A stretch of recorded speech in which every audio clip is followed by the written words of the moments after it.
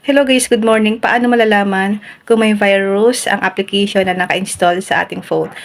Alam niyo po ba na napakahalagang malaman natin kung safe po ba ang mga application na in-install natin sa ating phone or yung shinare sa atin ng friend natin? Napakahalagang i-check niyo po ito sa inyong mga phone. Ganito lang po ang gagawin natin para ma-check natin ang ating mga application kung safe po ba or walang virus ang ating mga application na naka-installed sa ating cellphone.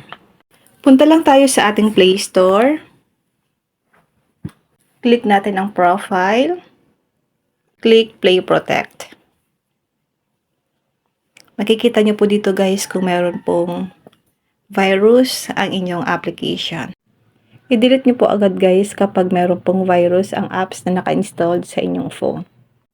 I-check nyo po ito guys lalong-lalo na po kung ang mga application na naka-installed sa inyong phone ay pinasa lang po or shinare lang po ng mga friends natin.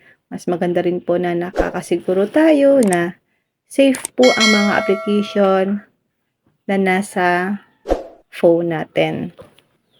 Pwede nyo pong i-click ang scan para makasigurado po talaga tayo na safe po ang mga application sa ating phone.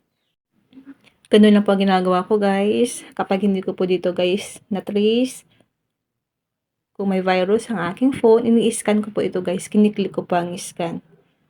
Para sure talaga tayo na safe po ang apps. Then kapag meron naman pong virus ang isa sa aking application, didelete ko po agad ang application para hindi po maka-apekto sa aking phone.